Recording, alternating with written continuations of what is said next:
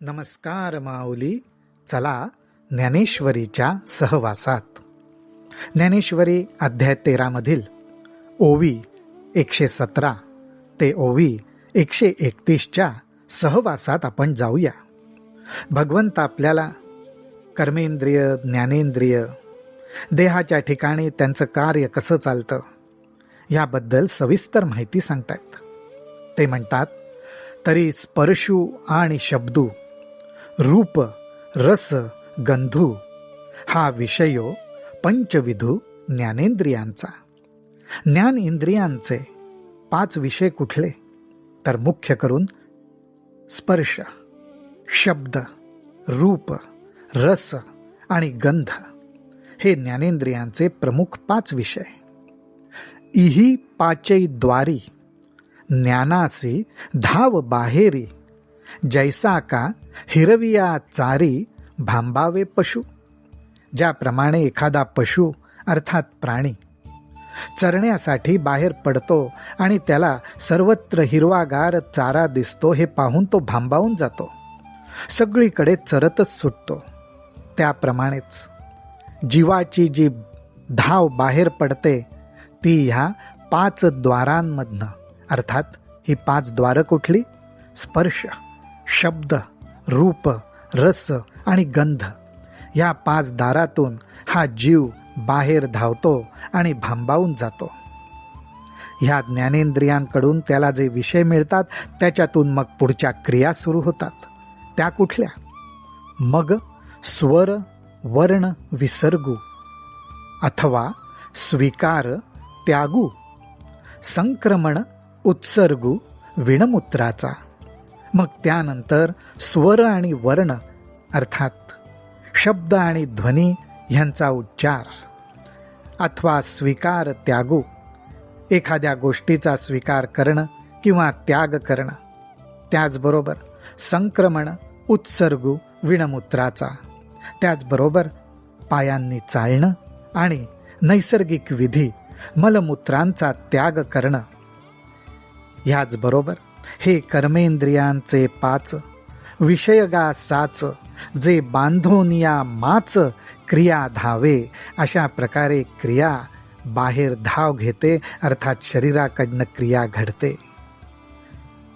वाचा आहे, हात आहेत, पाद आहेत म्हणजे पाय आहेत, गुदद्वार व उपस्थ ही 5 कर्मेंद्रिय आहेत. 5 कर्मेंद्रिय आणि 5 ज्ञानेंद्रिय असा रीतीने ह्या 5 माळाच देहाच्या ठिकाणी बांधून टाकलेला असतो आणि ह्या देहाच्या आश्रयाने सर्व क्रिया धावाधाव करत असतात, अर्थात सर्व क्रिया घडत असतात. ऐसे हे दाही विषयगा ये देही, आता इच्छा तेही सांगी जाईल. भगवंत म्हणतायत, अशा प्रकारे हे 10 विषय या क्षेत्रामध्ये म्हणजे या देहामध्ये वास करत असतात, त्याच्या आधारे राहत असतात. आता तुला इच्छा म्हणजे काय तेही सांगतो. पुढे भगवंत म्हणतात, तरी भूतले आठवे का बोले न झाकवे, ऐसिया वरी चेतवे जेगा वृत्ती. अशी वृत्ती की जी जागृत होते. का जागृत होते? तर मागच्या काही अनुभवाची आठवण झाल्यामुळे किंवा कानावर काही विशेष ठराविक शब्द पडतात आणि त्यानंतर ती वृत्ती जागृत होते. इंद्रिया विषयांची भेटी, सरसीच जेगा उठी, कामाची बाहुटी धरून या. ही संपूर्ण क्रिया पद्धती भगवंत सविस्तरपणे वर्णन करतायत की पंचज्ञानेंद्रिय, कर्मेंद्रिय, विषय, इच्छा यांचा एकमेकांशी कसा संबंध येत जातो. इंद्रिया विषयांची भेटी, सरसीच जेगा उठी. अहो, इंद्रियांचा आणि विषयांचा संबंध निर्माण झाल्याबरोबर जी कामाची बाहुटी धरून या, कामाचा हात धरून अर्थात इच्छेचा हात धरून जी उत्पन्न होते ती वृत्ती. जियेचे उठिलेपणे मना सैंघ धावणे, न रिगावे तेथ करणे तोंडे सुती. अहो, अशी वृत्ती प्रगट झाल्याबरोबर मन मग सारखं बाहेर धाव घेतं.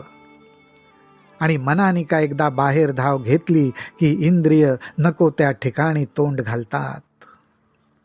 जिये वृत्ती चिया आवडी, बुद्धी होय वेडी, विषयान जिया गोडी, तेगा इच्छा.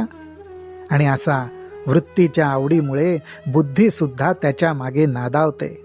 त्या वृत्तीच्या ठिकाणी ती स्वाधीन होते आणि तिला सुद्धा विषयांची गोडी लागते. या बुद्धीला विषयांची जी गोडी लागते तीच इच्छा होय.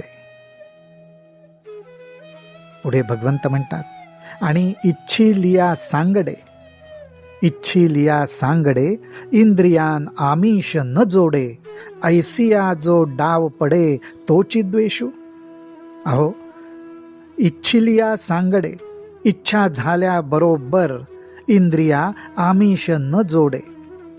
इच्छा झाली, विषयांचा आनंद घ्यायची इच्छा निर्माण झाली, पण इंद्रियांना विषय रूपी आमिष मिळालं नाही. असं जेव्हा होतं त्यावेळी जीवामध्ये एक प्रकारचा विरोध, एक प्रकारचा वैर असं उत्पन्न होतं. त्या विरोधाला किंवा वैरालाच द्वेष असं म्हटलेलं आहे. पण आता त्याच्याऐवजी आता यावरी सुख ते एवंविध देख, जेणे एकेंची अशेष विसरे जीव. अहो, पण त्याचबरोबर सुखाचं लक्षण काय, तर ते अशा प्रकारे की जे प्राप्त झाल्यावर जीव स्वतःला विसरतो, त्याला सुखाचं लक्षण म्हटलेलं आहे. आता यावरी सुख ते एवंविध देख, जेणे एकेंची अशेष विसरे जीवू. मना वाचे काये, जे आपुली आण वाये, देह स्मृतीची त्राये, मोडित ये जे. मना वाचे काये, मनाला, आपल्या वाचेला आणि कायेला जे आपुली आण वाये, जे आपली स्वतःची शपथ घालतं, म्हणजेच काय तर मन, वाचा आणि काया यांचा बाहेर धावण्याचा जो प्रकार आहे तो बंद पडतो. कारण का, सुखामुळे तो स्थिरावतो. देह स्मृतीची त्राये मोडित येजे. मी देहरूप आहे, मी देह आहे, ही जी आठवण आहे ती सुद्धा तिथे विराम पावते, कारण जीव सुखावलेला असतो. जयाचे नि जालेपणे, पांगुळा होईजे प्राणे, सात्विकासी दुणे वरीही लाभू. आणि असं जे सुख प्राप्त झालं त्या ठिकाणी प्राण सुद्धा पांगुळा होतो, म्हणजे स्थिर होतो. सात्विक वृत्ती जागृत होते. आणि या ठिकाणी सात्विक वृत्ती जी आहे त्याला दुप्पट लाभ होतो. रजोगुणी, तमोगुणी यांना सुद्धा सुख होतं, पण ज्या सुखामध्ये सात्विकपणा आहे, सात्विकासी दुणे वरीही लाभू. अर्थात जे सुख सात्विकपणा, सात्विक वृत्ती याला धरून प्रगट होतं, त्याच्यात दुणा लाभ आहे, म्हणजेच दुप्पट लाभ आहे.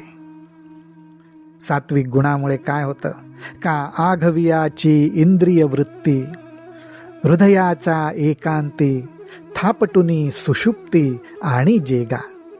कारण संपूर्ण इंद्रिय तृप्त झालेली असतात, सुखावलेली असतात. त्यामुळे इंद्रियांच्या ठिकाणी वृत्ती उमटत नाहीत. त्या वृत्तींनी हृदयामध्ये आश्रय घेतलेला असतो.